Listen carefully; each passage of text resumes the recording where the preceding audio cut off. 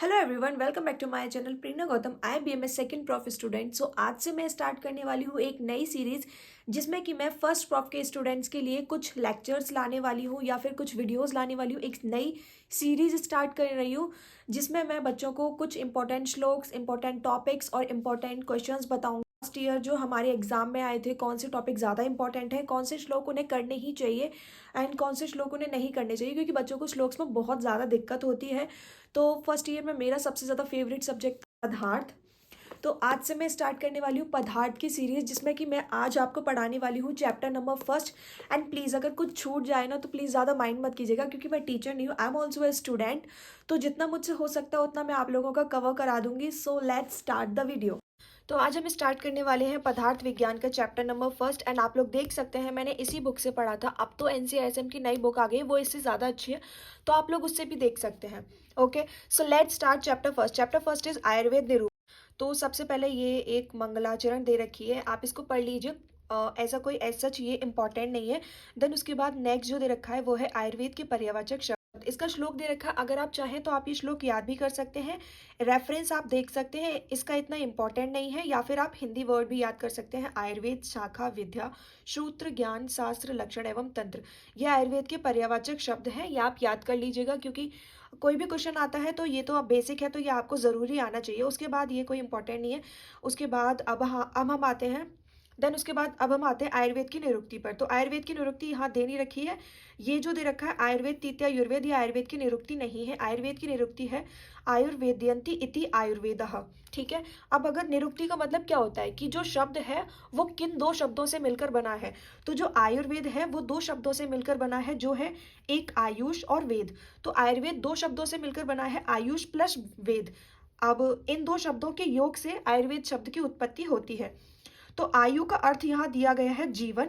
और वेद, वेद जो शब्द बना है उसमें विद धातु, वेद शब्द विद धातु से बना है, और इसका अर्थ होता है होना, जानना, विचार करना या फिर सोचना या फिर पाना। तो अब आपको ये समझ में आ गया होगा कि आयुर्वेद की निरुक्ति क्या है। तो आयुर्वेद की निरुक्ति है आयुर्वेदयंती इति आयुर्वेदः। मेरे साथ आप लोग भी पढ़िएगा ताकि आपको साथ ही साथ याद हो जाए। तो आयुर्वेद दो शब्दों से मिलकर बना है, आयु प्लस वेद। आयु शब्द का, आयु से आप समझ सकते हैं कि आयु यानी कि लाइफ, यानी कि लाइफ स्पैन। तो यानी आयु यानी कि जीवन, और वेद जो कि हमारा विद धातु से मिलकर बना है, जिसका अर्थ होता है होना, जानना। ठीक है। उसके बाद अब हम आगे आ जाए। उसके बाद आप ये देख सकते हैं, जो आयु शब्द है, आयु शब्द का अर्थ होता है जीवन, ये हमने पीछे देख ही लिया था। और जो विद धातु जिससे विद शब्द बना है उसका अर्थ होता है ज्ञान या विज्ञान। ज्ञान या विज्ञान के अर्थ में इसका प्रयोग किया गया है। ठीक है। आयुर्वेद का एक और पर्यायवाची शब्द है जो है आयुर्विज्ञान, आप इसको याद रखिएगा, ये इंपॉर्टेंट है। ठीक है। उसके बाद अब हम आ जाते हैं आयुर्वेद के लक्षण पर। ये श्लोक बहुत ज़्यादा इंपॉर्टेंट है। ये मुझे लगता है कि आपको आपके सीनियर्स ने याद करा दिया होगा इंट्रो में, बट ये श्लोक आपको याद होना ही चाहिए। कोई भी क्वेश्चन आता है आयुर्वेद से रिलेटेड, अगर आपको कोई भी श्लोक याद नहीं आ रहा, आप इसे लिख सकते हैं। अगर कोई सोते में भी आपसे पूछे ना तो आपको ये आना चाहिए। हिताहितम सुखम दुखम आयुष्य तस्य हिताहितम मानम च तच्च यत्रोत्कम आयुर्वेदः स उच्यतः। इसका अर्थ मैं आपको बता देती हूँ। इसका अर्थ क्या है। हिताहितम यानी कि हितायु, सुखम दुखम आयुष, हिताहितम सुखम दुखम आयुष्य तस्य हिताहितम। तो आयु, इसमें चार प्रकार की आयु बताई गई है। चतुर्विध जो आयु है, हितायु, अहितायु, सुखायु और दुखायु। तो इसका हिंदी अर्थ क्या हो गया। हितायु, अहितायु, सुखायु और दुखायु, इन चतुर्विध आयु का जिस शास्त्र में वर्णन किया गया है उसे आयुर्वेद कहते हैं। ठीक है। ये यहाँ लिखा गया, आप लोग एक बार पढ़ सकते हैं। उसके बाद अब हम आ जाते हैं आयु की परिभाषा पर। और ये इसकी परिभाषा भी है एंड ये आयु का लक्षण है। इसमें कंफ्यूज नहीं होइएगा कि ये आयुर्वेद का लक्षण है एंड आयुर्वेद की परिभाषा भी है। अगर एग्जाम में आता है कि आयुर्वेद का लक्षण लिखिए तो आपको यही श्लोक डालना है, और अगर आता है कि आयु का लक्षण लिखिए तो आपको ये वाला श्लोक लिखना है। ये श्लोक भी बहुत ज़्यादा इंपॉर्टेंट है, आप लोगों को अपने टिप्स पर याद कर लेना चाहिए। ठीक है। मैं आपको पढ़ के बता देती हूँ। शरीर इंद्रिय सत्व आत्मा संयोगे धारी जीवितम नित्यक्ष अनुबंध्यक्ष पर्यायेर युरुच्यते। इसका अर्थ क्या है। शरीर, इंद्रिय, सत्व और आत्मा का जहाँ संयोग होता है, जैसा आप लोग देख सकते हैं यहाँ लिखा हुआ, उसे हम आयु कहते हैं। शरीर इंद्रिय सत्व संयोग धारी जीवित और नित्यग और अनुबंध। शरीर इंद्रिय सत्व संयोग धारी जीवित नित्यग और अनुबंध, ये पांच आयु के पर्यायवाचक शब्द बताए गए हैं। ठीक है। इसकी आगे परिभाषा दी गई है। जो हमारा शरीर होता है वो पांच भौतिक होता है, पांच भूत, पंचमहाभूत आपने अभी तक याद कर लिए होंगे, आकाश, वायु, अग्नि, जल, पृथ्वी। तो जो हमारा शरीर है वो इन्हीं 5 महाभूतों से मिलकर बना है। तो ये यहाँ श्लोक में दे रखा है, शरीर इंद्रिय सत्व आत्मा संयोगे, यानी कि 5 भौतिक शरीर, चक्षुरादि इंद्रियां, मन और आत्मा, इनका जहाँ संयोग होता है, जिस किसी पुरुष में जितने समय तक ये रहते हैं उतने समय तक उस पुरुष की आयु या जीवन बना रहता है। अतः शरीर इंद्रिय सत्वात्म संयोग ही आयु है। ठीक है, समझ आ गया आप लोगों को। इसके बाद जो इस श्लोक में दे रखा है, धारी, जीवित, नित्य और अनुबंध, जो आयु के पर्याय बताए गए हैं उनका अर्थ यहाँ बताया है। धारी का अर्थ क्या होता है? धारी का अर्थ होता है जो शरीर को धारण करता है, उसे धारी कहते हैं। जीवन का अर्थ है जो जीवन का अर्थ होता है जो प्राण को धारण करे। इसमें कंफ्यूज नहीं हो, धारी शरीर को धारण कर रहा है और जीवन प्राण को धारण कर रहा है। उसके बाद अब हम आते हैं नित्यक। नित्यक का अर्थ है निरंतर, जिसका क्षीण होता रहता है, जो निरंतर जैसे पहले हम 10 साल के थे, फिर हम 11 के हो गए, फिर 12 के हो गए, तो धीमे धीमे हमारी आयु बढ़ती जा रही है। तो निरंतर, नित्यक का अर्थ है व्यवधान रहित, निरंतर, धीमे धीमे जो क्षीण होता जा रहा है या घटता जा रहा है। ठीक है, उसके बाद आ जाता है अनुबंध। अनुबंध का यह अर्थ है जो पहली अवस्था से दूसरी अवस्था, मतलब पहली अवस्था से दूसरी अवस्था में जहाँ जुड़ा होता है उसे अनुबंध कहते हैं। ये 4 पर्याय थे आयु के, जो कि मैंने आप लोगों को समझा दिए। उसके बाद ये एक मेन लाइन है, ये आप लोगों को आनी चाहिए, गर्भ से मरण पर्यंत चेतना को आयु कहा गया है। चेतनावृत्ति आयु का पर्याय होता है।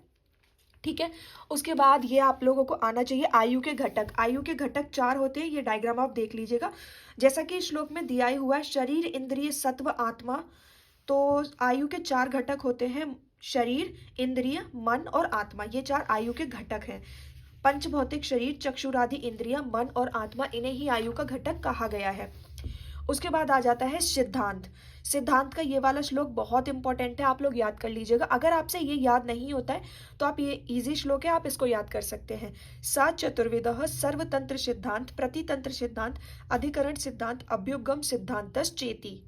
और ये श्लोक भी वैसे काफी इंपॉर्टेंट है, ये क्वेश्चन आता है एग्जाम, टॉपिक काफी इजी है एंड ये एग्जाम में आता भी है। सिद्धांत का मतलब होता है यानी कि प्रिंसिपल्स। सिद्धांतो नाम स या परीक्षके बहुविध परीक्षः हेतुभिश्च साधयित्वा स्थाप्यते निर्णयः। यानी कि इसमें, इस श्लोक में ये बताया गया, विद्वान लोगों द्वारा अनेक प्रकार से परीक्षा करके, हेतुओं द्वारा सिद्ध करके जो निर्णय लिए जाते हैं उन्हें सिद्धांत कहे जाते हैं। आप लोग बेसिकली नॉर्मल भाषा में आप लोगों को बता दें, सिद्धांत क्या होता है? प्रिंसिपल। प्रिंसिपल्स मतलब क्या होते हैं? जो साइंटिफिक लोग होते हैं, विद्वान लोग होते हैं, उनके द्वारा काफ़ी सारी डिफरेंट चीज़ों पर हम परीक्षा करते हैं और जो उनके जो कारण होते हैं उसके द्वारा जो सिद्ध होता है, जो निर्णय लिया जाता है, फाइनल डिसीजन, उसे हम सिद्धांत कहते हैं। उसके बाद आ जाते हैं सर्वतंत्र सिद्धांत। सर्वतंत्र से आपको समझ में आ रहा होगा, सर्व यानी कि सभी।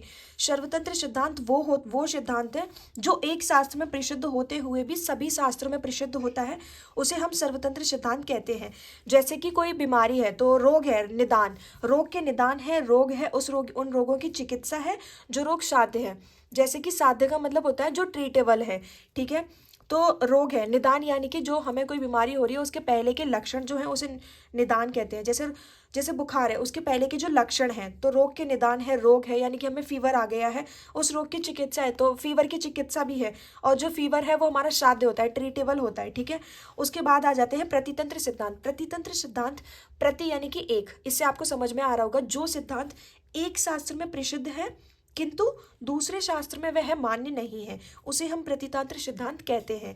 जैसे कि आयुर्वेद में 6 रस प्रसिद्ध हैं। जैसे कि आयुर्वेद में 6 रस बताए गए हैं, मधुर, अम्ल, लवण, कटु, तिक्त, कषाय। यह आपको आगे अष्टांग हृदय में पढ़ाया जाएगा। ठीक है, और लेकिन किसी अन्य शास्त्र में 8 रस प्रसिद्ध बताए गए हैं। तो दोनों में डिफरेंस है ना, तो ये है प्रतितंत्र सिद्धांत। अधिकरण सिद्धांत वो होता है जैसे कि जिस विषय का जो प्रकरण चल रहा है, जैसे कि अभी अगर कोई टॉपिक चल रहा है उसी से संबंधित कोई और चीज आ जाए, उसे हम अधिकरण सिद्धांत कहते हैं। इसका एग्जाम्पल है, हम जैसे कर्म करते हैं उसी के अनुसार हमें फल मिलता है, तो रिलेटेड है ना, कोरिलेट कर रहा है ना, तो उसी को हम बोलते हैं अधिकरण सिद्धांत। उसके बाद आ जाता है अभ्युपगम सिद्धांत। अभ्युपगम सिद्धांत वो होता है यानी कि कोई भी अप्रामाणिक चीज, कोई भी अपरीक्षित चीज या कोई भी अहेतु वाली बात जिसको वैद्य लोग जो होते हैं वो वाद विवाद के समय मान लेते हैं, उसे हम बोलते हैं अभ्युपगम सिद्धांत। इसमें जैसे कि जो वैद्य होते हैं वो कभी द्रव्य को प्रधान मानेंगे तो कभी गुण को प्रधान मानेंगे। ठीक है, उसके बाद जो नेक्स्ट है आयुर्वेद के मौलिक सिद्धांत, ये भी इंपॉर्टेंट है, आप इसे पढ़ लीजिएगा। एग्जाम में आ भी सकता है, नहीं भी आ सकता, बट आप इसको पढ़ के रखिएगा, ठीक है। इसमें क्या बताया गया है, मूल किसी अवयवी पदार्थ के उस अवयव को कहते हैं। मूल के बारे में बताया गया है, मूल यानी कि जड़। मूल किसी उस पदार्थ को कहते हैं, एक अवयव है, एक अवयवी है। अवयव यानी कि अवयवी अवयव पे डिपेंड करता है, ठीक है। तो मूल यानी कि अवयव है। मूल उस अवयव को कहते हैं जो उत्पत्ति के समय अस्तित्व में आए और अपने अवयवी के साथ जीवन भर अपृथक रहता हुआ अवयवी का पोषण करे। यानी कि मूल वो है जो अस्तित्व में आए और जो अवयवी है उसका पोषण करे, उसे धारण करे। यानी कि अवयव के अभाव में नष्ट हो जाता है, उसको जिसका समाप्त हो जाता है। इसकी जो डेफिनेशन है वो ये है, अतः मूल को लक्ष्य करके जो सिद्धांत बताए जाते हैं उन्हें मौलिक सिद्धांत कहा जाता है। ये आप पढ़ लीजिएगा। उसके बाद ये एक मेन लाइन आ जाती है यहाँ, जैसे आयुर्वेद की जो कुछ भी विशेषताएं हैं वे उसके मौलिक या फिर आधारभूत सिद्धांतों पर ही डिपेंड करती हैं, उनके अनुसार ही है। को आयुर्वेद की मूल भित्ति या रीढ़ कहा जाता है। उसके बाद ये आयुर्वेद के सिद्धांत बताए गए हैं, जो कि ये 10 बताए गए हैं। त्रिगुण, त्रिगुण यानी कि सत्व रज तम। सत्व रज तम ही हमारे मानसिक दोष होते हैं। तो बेसिकली दोष क्या होते हैं, दोष हमारे 2 प्रकार के होते हैं, शारीरिक दोष और मानसिक दोष। शारीरिक दोष जो होते हैं वो होते हैं वात पित्त कफ, जिन्हें हम त्रिदोष बोलते हैं। और जो मानसिक दोष होते हैं वो होते हैं सत्व रज तम, जिन्हें हम त्रिगुण बोलते हैं। उसके बाद आता है पंचमहाभूत। मतलब आयुर्वेद में आपने पढ़ा ही होगा पंचमहाभूत, और आप पढ़ते रहेंगे इसको। तो आप आकाश वायु अग्नि जल पृथ्वी। उसके बाद त्रिदोष मैंने अभी आपको बताया, वात पित्त कफ, सप्त धातु रस रक्त मांस मेद अस्थि मज्जा शुक्र, ठीक है। षट पदार्थ द्रव्य गुण कर्म सामान्य विशेष समवाय अग्नि एवं श्रोतस, पंच पदार्थ रस गुण वीर्य विपाक और प्रभाव। प्रभाव को ही हम शक्ति भी बोलते हैं, अचिंत्य शक्ति।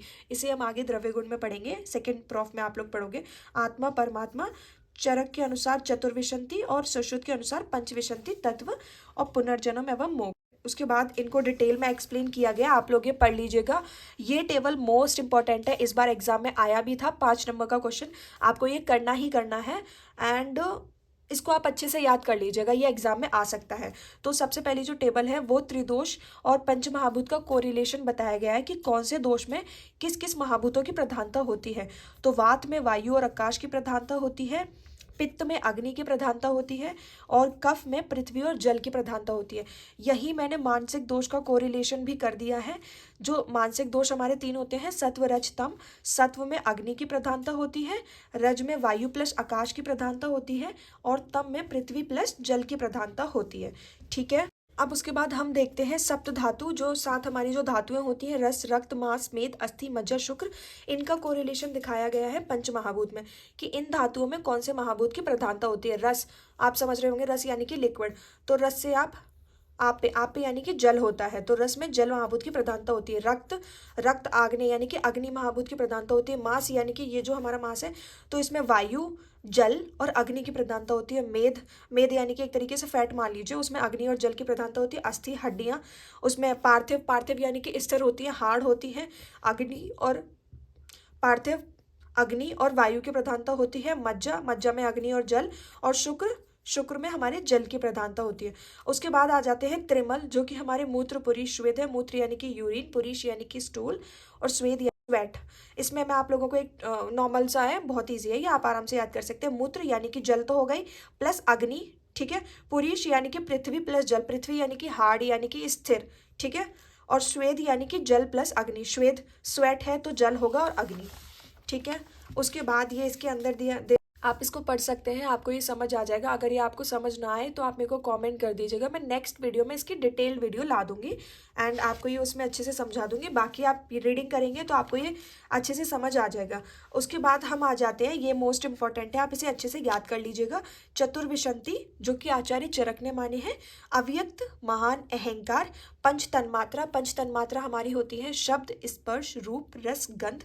पंच महाभूत हमारे होते हैं आकाश वायु अग्नि जल पृथ्वी। पंच ज्ञानेंद्रियां, इंद्रियां हमारी 11 होती हैं, जिनका डिवीजन हो जाता है, 5 ज्ञानेंद्रियां हो जाती हैं, 5 कर्मेंद्रियां हो जाती हैं और 1 हमारा मन हो जाता है, जिसे हम उभयात्मक भी बोलते हैं। तो ये हो जाते हैं हमारे चतुर्विशंति, जो कि आचार्य चरक ने माने हैं। आचार्य सुश्रुत ने इन तत्वों को अचेतन्य माना है। अचेतन्य क्योंकि उसमें चेतना नहीं है, तो उन्होंने आचार्य सुश्रुत ने 25 तत्व माने हैं, जिसमें उन्होंने इन 24 तत्वों के साथ चेतना यानी कि आत्मा का भी ग्रहण किया है। ठीक है, उसके बाद ये एक श्लोक है जो कि आपको चरक चैप्टर नंबर 1 में मिलेगा, और श्लोक नंबर 24 इंपॉर्टेंट है, आपको याद करना पड़ेगा। लेकिन अभी के लिए आप ये समझ लीजिए कि इस श्लोक में बताया गया त्रिसूत्र। त्रिसूत्र 3 होते हैं, हेतु, लिंग, औषध। ठीक है, हेतु यानी कि कारण, औषध आपको पता ही होगा, और हेतु, लिंग, औषध। ठीक है, उसके बाद जो मोस्ट इंपॉर्टेंट है वो है ये चरकोक्त सप्त त्रिक। ये चरक ने जो 7 त्रिक बताया है, ये मोस्ट इंपॉर्टेंट है, एग्जाम में आ सकता है ये, तो आप इसे अच्छे से याद कर लीजिएगा। जो सबसे पहले दिया हुआ है वो है 3 उपस्तंभ। तो उपस्तंभ आहार, निद्रा, ब्रह्मचर्य। उपस्तंभ से मैं आपको बता देती हूँ, कभी कभी एमसीक्यू में आ जाता है। जो हमारे उपस्तंभ होते हैं वो होते हैं आहार, निद्रा और ब्रह्मचर्य। लेकिन जो हमारे त्रिस्तंभ होते हैं, स्तंभ यानी कि वात, पित्त, कफ, उसके बाद आ जाते हैं त्रिविध बल। 3 प्रकार के बल बताए गए हैं, सहज, कालज और युक्तिकृत। सहज बल वो होते हैं जो हमारे शरीर और मन का जो हमारा प्राकृतिक बल है, जो जेनेटिक है, जो जन्म से प्राप्त हुए हैं, वो सहज बल होता है। कालज ऋतुजनित होता है। ऋतुजनित जैसे कि जो हमारे माह होते हैं, मतलब जो महीने होते हैं, जनवरी, फरवरी, मार्च, अप्रैल, ऐसे ही ऋतु भी होती हैं, शिशिर, वसंत, ग्रीष्म, वर्षा ऋतु, शरद ऋतु, हेमंत ऋतु। तो जो ऋतु के अनुसार जो बल होता है उसे कालज बल कहते हैं, या फिर जो अवस्था के अनुसार होता है। युक्तिकृत वो होता है जो हम, जैसा हम आहार ले रहे हैं, जिस प्रकार हम विश्राम कर रहे हैं, व्यायाम कैसा कर रहे हैं, इसके अनुसार जो बल होता है वो होता है युक्तिकृत बल। उसके बाद आ जाते हैं 3 आयतन। आयतन यानी कि कारण। तो ये 3 रोगों के कारण बताए गए हैं, जिसे जो है अर्थ, कर्म और काल। इनका रोगों के कारण, रोग यानी कि रोगों के कारण क्या क्या, किस किस वजह से वो हो रहे हैं। तो या तो अतियोग होगा, या तो अयोग होगा, या तो मिथ्या योग होगा। ठीक है, तो अर्थ, कर्म, काल। अर्थ को हम बोलते हैं असात्मेंद्रियात संयोग, यानी कि इंद्रियों का असातम्य संयोग। सातम्य यानी कि होता है बैलेंस, यानी कि इक्विलिब्रियम में। असातम्य यानी कि डिसबैलेंस, मतलब इंद्रियों का संयोग ठीक नहीं हो रहा है, असातम्य हो रहा है। उसका या तो अति योग हो रहा है, या तो अयोग हो रहा है, या तो मिसमैच, गलत योग हो रहा है। ठीक है, वही अर्थ वो रोग का कारण है। कर्म, इसमें कायिक, वाचिक और मानसिक आ जाते हैं। कायिक यानी कि शारीरिक, जो हमारे शारीरिक कर्म है। वाचिक यानी कि हम किसी को बुरा बोल रहे हैं, बुरे वचन। मन यानी कि हम मन से किसी के बारे में बुरा सोच रहे हैं, मानसिक कर्म। काल, काल में इसमें शीत, उष्ण और वर्षा, जो कि मैंने आपको अभी बताया था ऋतु के अनुसार। ठीक है, इसका भी अतियोग, अयोग या मिथ्या योग ही रोग के कारण बताए गए हैं। अभी ये रोग के कारण बता दिए 3। अब 3 रोगों का वर्णन किया गया है। 3 प्रकार के रोग बताए हैं, जो कि निज, आगंतुक और मानस। निज रोग वो होते हैं जो कि हमारे शारीरिक दोष से उत्पन्न होते हैं, यानी कि निज रोग वात, पित्त और कफ से ही उत्पन्न होते हैं। ठीक है, दोष जनित होते हैं और शारीरिक होते हैं। आगंतुक रोगों में काफी सारे लोगों को कंफ्यूजन होता है। तो आगंतुक रोग वो होते हैं जो बाहर से उत्पन्न होते हैं, यानी कि चोट लगना, गिरना, चाकू से कट जाना, या फिर अग्नि से जल जाना, विष विष के द्वारा, विष किसी ने विष खा लिया, तो वो होते हैं आगंतुक रोग। उसके बाद होते हैं मानसिक रोग। मानसिक रोग बताने की जरूरत नहीं है, ईजी है। जैसे डिप्रेशन, ग्लानी, डिप्रेशन को ही ग्लानी कहते हैं, बहुत ज्यादा एक्साइटमेंट। उसके बाद 3 रोग बता दिए, 3 रोगों के कारण बता दिए। अब 3 रोगों के मार्ग बताए हैं, शाखा, मर्मा, अस्थि और कोष्ठ। शाखा यानी कि हमारे हैंड्स, हमारे हाथ पैर। ठीक है, मर्मा, अस्थि ये आप लोगों को रचना शायरी में बताया जाएगा। मर्म होते हैं 107 टोटल मर्म है। मर्म बहुत इंपॉर्टेंट चैप्टर है। उसके बाद अस्थि यानी कि बोन, संधि, अस्थि संयोग।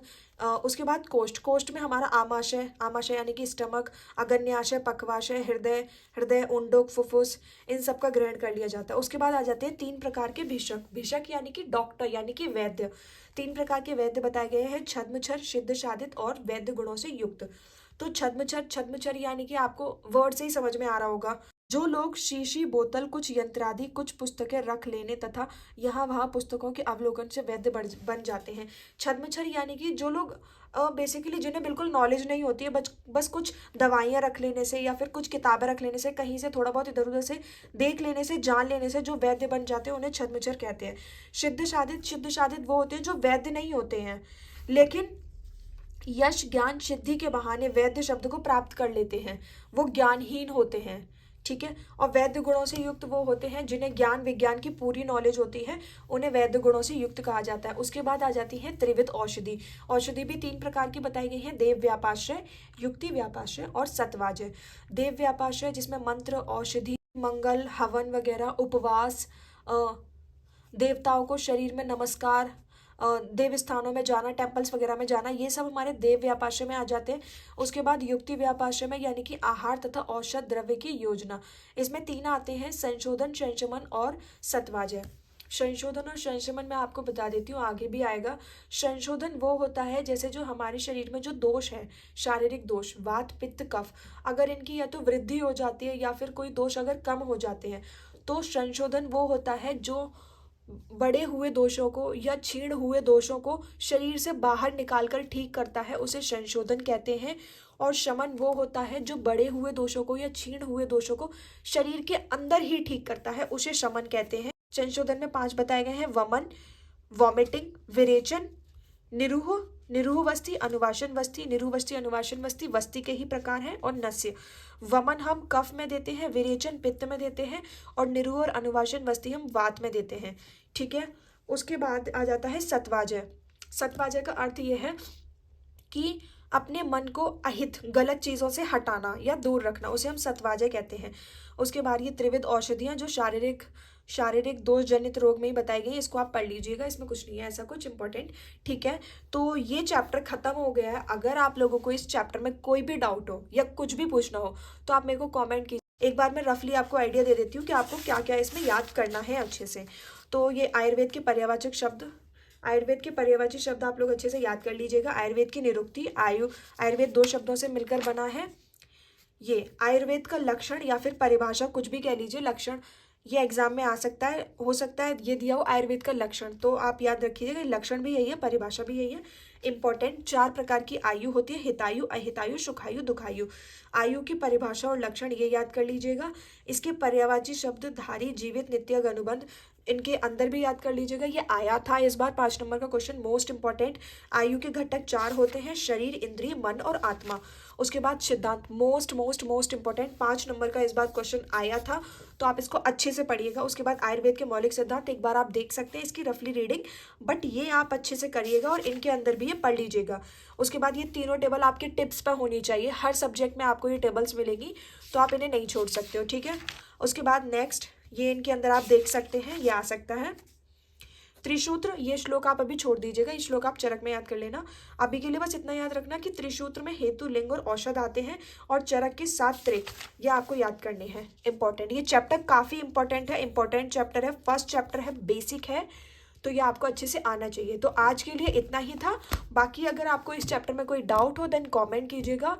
सो बाय बाय, कल हम नेक्स्ट चैप्टर स्टार्ट करेंगे। आई होप कि आप लोगों को ये वीडियो अच्छा लगा होगा, एंड मेरी कोशिश थी कि आप लोगों को ये चैप्टर समझ आया होगा। चलिए बाय।